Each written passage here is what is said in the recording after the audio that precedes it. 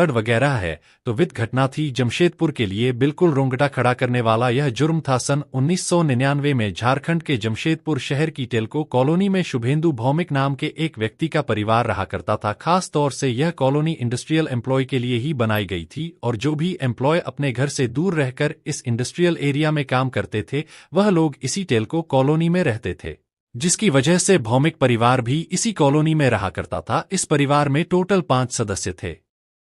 परिवार के मुखिया शुभेंदु भौमिक टेल्को कंपनी में ही तैनात थे, जबकि उनकी पत्नी लकी घर संभालती थी। उनके 2 बच्चे थे। उनका 14 साल का बेटा कल्याण स्कूल में पढ़ाई कर रहा था और उनकी बड़ी बेटी चैताली भी शहर के एक नामी कॉलेज में पढ़ती थी। उन बच्चों की नानी अनीता भी उनके साथ ही रहती थी, यानी उनका एक हंसता खेलता परिवार था। लेकिन उस दिन किसी ने भी नहीं सोचा था कि उनके साथ कुछ ऐसा भयानक होने वाला है जिसकी कल्पना उन्होंने कभी सपने में भी नहीं की थी। दरअसल 29 जनवरी साल 1999 को शुभेंदु भौमिक सुबह को नाश्ता करके अपनी ड्यूटी के लिए टेल्को कंपनी चले गए। दोपहर में खाना खाने के बाद छोटा बेटा कल्याण भी बाहर खेलने के लिए चला गया। अब घर में मात्र 3 लोग ही बचे थे, चैताली, उसकी मां लकी और नानी अनीता, क्योंकि पहले उसकी मां और नानी खाली समय में घर से बाहर निकलकर पड़ोसियों से थोड़ी बातचीत कर लिया करती थी। लेकिन उस दिन के बाद उस घर से कोई भी बाहर नहीं निकल रहा था। उस घर में अब सन्नाटा छाया हुआ था। लेकिन फिर 1-2 दिन के बाद पड़ोसियों को चैताली घर के बाहर दिखाई दी। पड़ोसी ने उससे पूछा कि तुम्हारी मां और नानी कहाँ है और घर के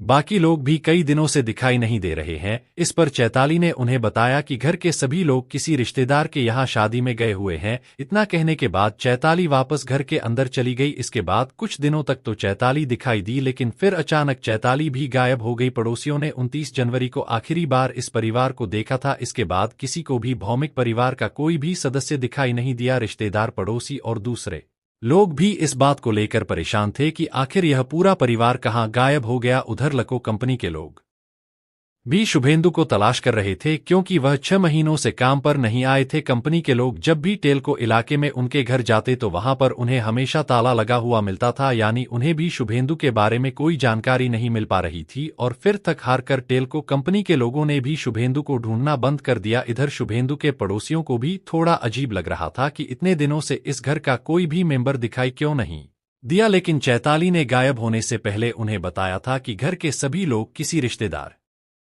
की शादी में गए हुए हैं। लेकिन फिर धीरे धीरे इस वारदात को 6 महीने बीत गए। इधर चैताली के मामा, जो कि एक डॉक्टर थे, उनकी भी पिछले 6 महीनों से अपनी बहन और मां से बात नहीं हुई थी। जब भी वह शुभेंदु के घर लैंडलाइन पर फोन करते थे तो पूरी घंटी बजने के बाद फोन कट जाता था, लेकिन घर का कोई भी व्यक्ति फोन नहीं उठाता था। और जब उनसे रहा नहीं गया तो एक दिन वह अपने जीजा शुभेंदु के ऑफिस में फोन लगाते हैं। वहां से उन्हें पता चलता है कि उनके जीजा तो पिछले कई महीनों से ऑफिस में नहीं आ रहे हैं। यह सुनकर अब चैताली के मामा को भी चिंता होने लगी थी। वह डॉक्टर होने के कारण बहुत बिजी रहते थे। लेकिन फिर जून के महीने में एक दिन समय निकालकर चैताली के मामा अपनी बहन के घर टेल्को कॉलोनी में आते हैं। वहां पर उन्होंने देखा कि घर पर तो ताला लगा हुआ है। इसके बाद वह आस पड़ोस के लोगों से पूछते हैं कि इस घर में रहने वाले लोग कहाँ चले गए। पड़ोसियों ने बताया कि जनवरी महीने के बाद से इस घर का कोई भी सदस्य यहां पर दिखाई नहीं दिया। पड़ोसी बताते हैं कि उन्होंने चैताली को एक बार देखा था और उससे पूछा भी था कि उनके परिवार वाले कहाँ गए हैं।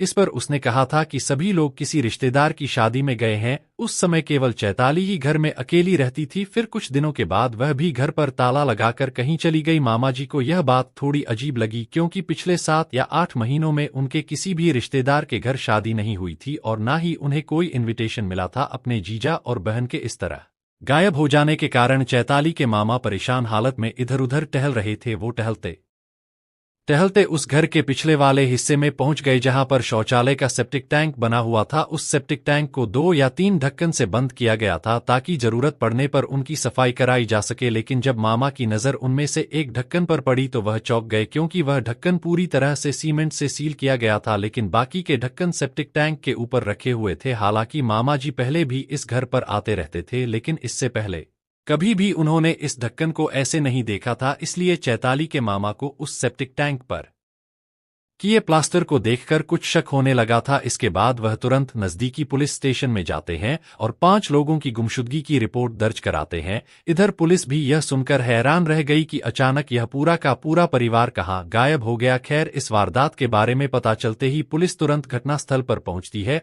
पुलिस सबसे पहले भौमिक परिवार के घर पर लगे ताले को तोड़कर घर के अंदर जाती है। उस समय चैताली के मामा भी वहीं पर मौजूद थे। पुलिस ने पहली बार जब घर को देखा तो उन्हें वहां पर कुछ भी नहीं मिला, लेकिन जब पुलिस की टीम घर की बैक साइड में पहुंची तो वहां पर एक जगह उन्हें सीमेंट प्लास्टर दिखाई दिया जो ज्यादा पुराना नहीं था। अब पुलिस और चैताली के मामा को यह बात परेशान कर रही थी कि यह मकान करीब 6 महीने से बंद पड़ा था, लेकिन सेप्टिक टैंक पर किया गया सीमेंट ज्यादा पुराना नहीं था। इस बात को लेकर पुलिस के मन में कई तरह का शक पैदा होने लगा था और इसी शक की बिना पर उस सेप्टिक टैंक का ढक्कन तोड़ा गया और जैसे ही पुलिस वालों ने ढक्कन को हटाया तो अंदर का मंजर देखकर उनके होश उड़ गए, क्योंकि उस टैंक के अंदर इंसानी शरीर के टुकड़े तैर रहे थे। इसके बाद पुलिस की टीम ने उस पूरे इलाके को सील कर दिया, साथ ही फॉरेंसिक टीम को भी घटनास्थल पर बुला लिया गया। इसके बाद इंसानी जिस्म के उन टुकड़ों को पोस्टमार्टम डीएनए और दूसरी जांच के लिए फॉरेंसिक लैब में भेज दिया गया। इस मामले की छानबीन के दौरान पुलिस को पता चला कि परिवार के यूं गायब हो जाने के बाद घर में कुछ दिनों तक चैताली दिखाई दी थी, लेकिन बाद में वह भी अचानक कहीं गायब हो गई थी और यही वजह थी कि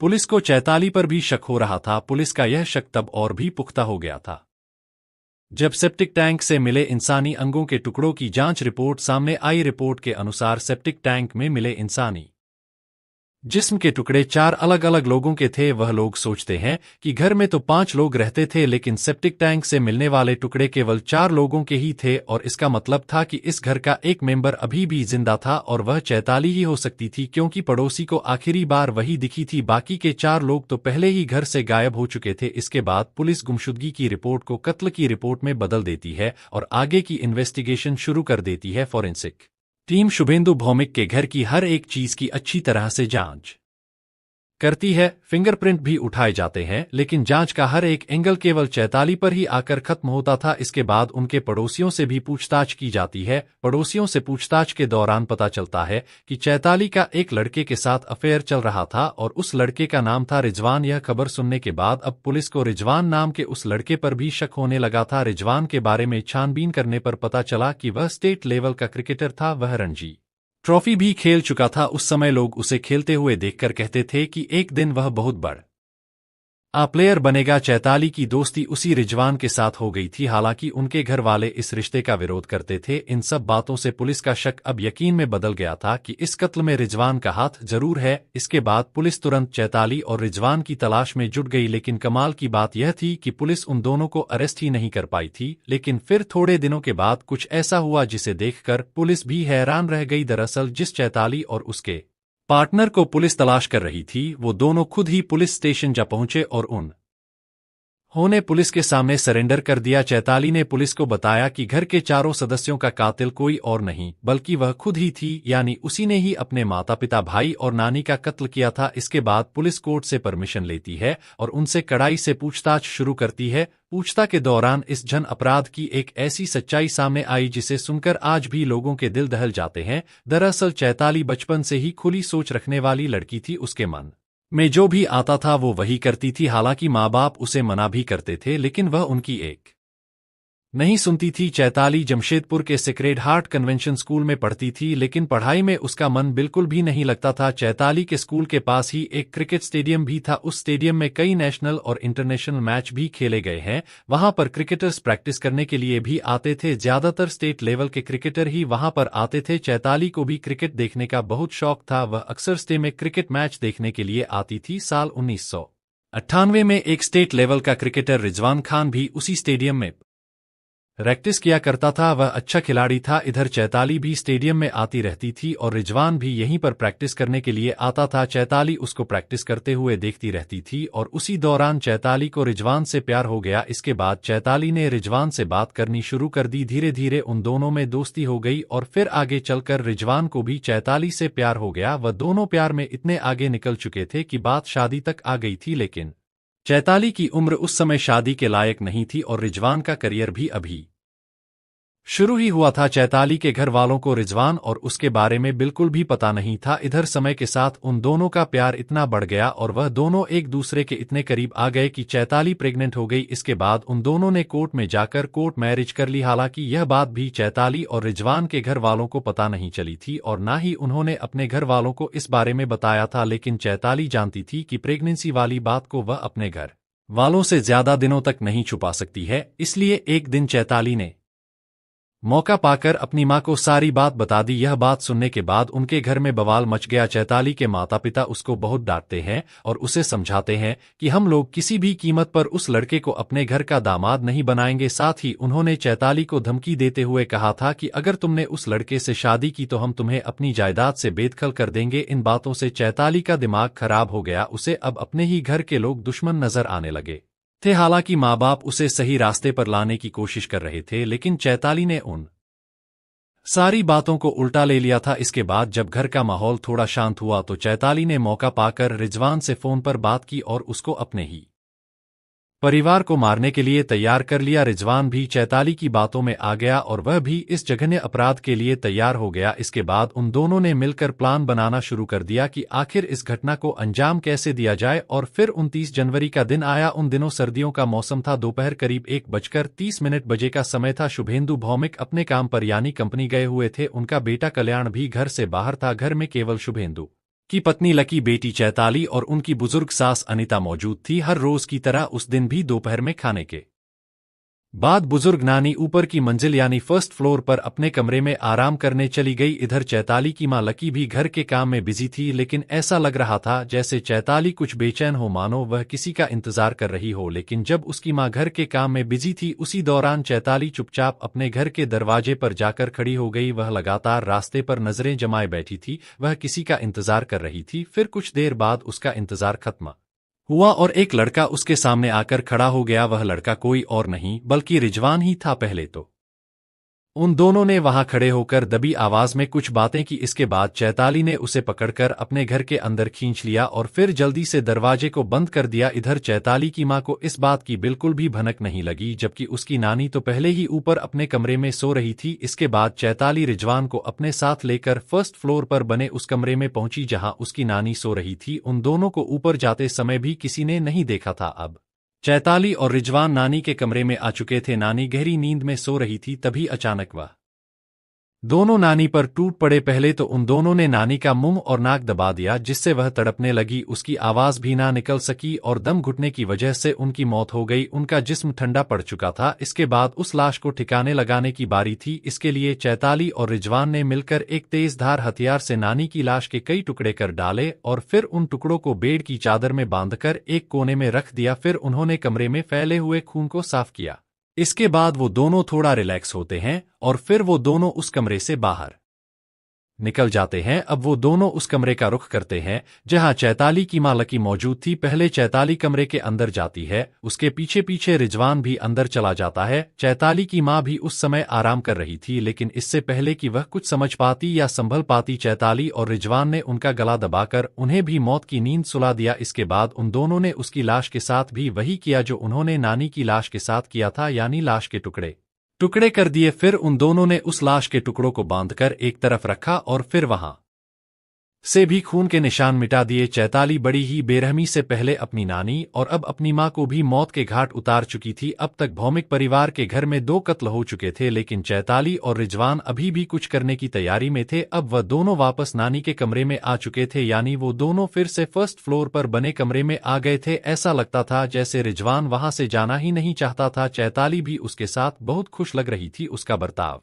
बिल्कुल ऐसा था जैसे उनके घर में कुछ हुआ ही नहीं है। धीरे धीरे शाम का समय हो चुका था और फिर चैताली का भाई कल्याण घर में एंटर होता है। वह अपनी नानी से मिलने के लिए सीधा ऊपरी मंजिल पर जाता है, लेकिन जैसे ही वह उनके कमरे का दरवाजा खोलकर अंदर जाता है तो वहां पर मौजूद चैताली और रिजवान ने कल्याण को गले से पकड़कर नीचे गिरा लिया और फिर पहले की तरह ही उन दोनों ने गला दबाकर उसका भी कत्ल कर दिया। इसके बाद लाश को ठिकाने लगाने के लिए उन्होंने फिर से वही तरी अपनाया जैसा वह लोग पहले भी कर चुके थे, यानी वह दोनों कल्याण की लाश को भी टुकड़ों में काटते हैं, फिर उन टुकड़ों को भी कपड़े में बांध कर रख देते हैं और वहां से खून को साफ कर देते हैं। जैसे जैसे समय बीत रहा था वैसे वैसे भौमिक परिवार के उस घर में एक के बाद एक कत्ल होते जा रहे थे, यानी उस घर में अब तक 3 लोगों का खून हो चुका था। उस घर के फर्स्ट फ्लोर पर 3 लाशें पड़ी थी, लेकिन उस घर में अभी एक कत्ल और होना बाकी था। चैताली और रिजवान अब उसी का इंतजार कर रहे थे और वो व्यक्ति कोई और नहीं बल्कि चैताली का पिता था। हाँ, वो वही बाप था जिसने अपनी बेटी को बचपन में उंगली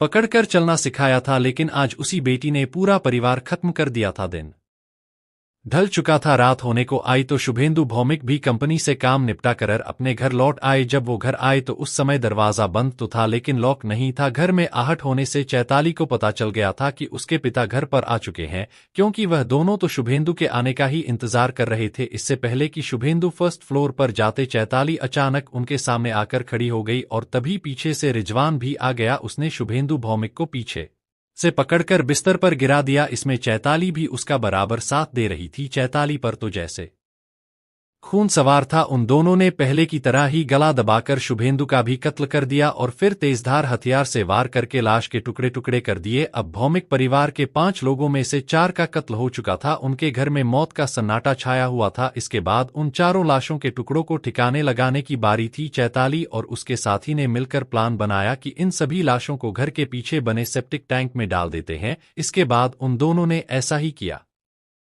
चारों लाशों के टुकड़ों को उन दोनों ने सेप्टिक टैंक में डालकर ऊपर से ढक्कन बंद कर दिया और फिर अगले दिन चैताली का पार्टनर रिजवान सीमेंट और रेत लेकर आया। उन्होंने उसका घोल तैयार किया और फिर उस सेप्टिक टैंक के ढक्कन को पूरी तरह से सीमेंट से सील कर दिया। एक के बाद एक 4 कत्ल करने फिर खून और सबूत मिटाने की इस जद्दोजहद में चैताली और रिजवान को करीब 30 घंटे का समय लग गया था। कत्ल करने, सफाई करने और लाश के टुकड़ों को सेप्टिक टैंक में ठिकाने लगाने के बाद रिजवान वापस लौट गया था, लेकिन चैताली अपने माता पिता, भाई और नानी का कत्ल करने के बाद भी उसी घर में मौजूद रही। दरअसल यह भी उनके प्लान का एक हिस्सा था, ताकि अगर कोई उसके परिवार को ढूंढते हुए वहां पर आए तो चैताली उनके दिमाग में यह बात डाल सके कि उनके परिवार के लोग तो कहीं शादी में गए हुए हैं। लेकिन फिर जून के महीने में जब उसके मामा जी घर पर आते हैं तो तब इस वारदात का खुलासा होता है।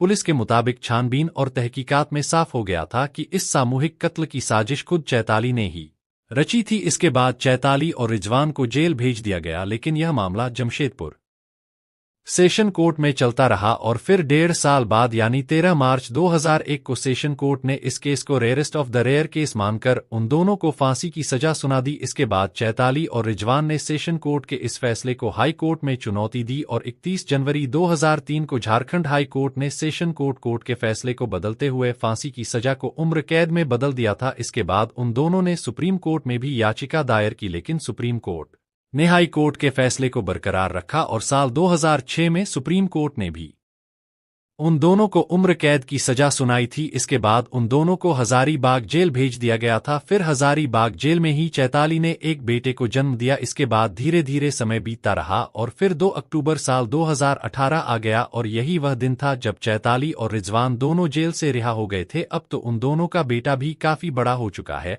लेकिन इस खौफनाक वारदात को 25 साल बीत जाने के बाद भी लोग भूले नहीं हैं, क्योंकि इस घटना की सबसे दुखद बात यह थी कि चैताली ने खुद ही अपने परिवार का खात्मा किया था और मरने वालों में उसके माता पिता, छोटा भाई और बुजुर्ग नानी थी। दोस्तों, इस घटना को सुनाने का उद्देश्य किसी का दिल दुखाना नहीं है, किसी को परेशान करना नहीं, बल्कि आपको जागरूक करना है, आपको सचेत करना है। दोस्तों, इस पूरी घटना के बारे में आपकी क्या राय है, कमेंट बॉक्स में जरूर बताएं और अगर हमारी मेहनत पसंद आई हो तो इस वीडियो को लाइक करते हुए शेयर भी करें। अगर आपने अब तक चैनल को सब्सक्राइब नहीं किया, हमारे चैनल को सब्सक्राइब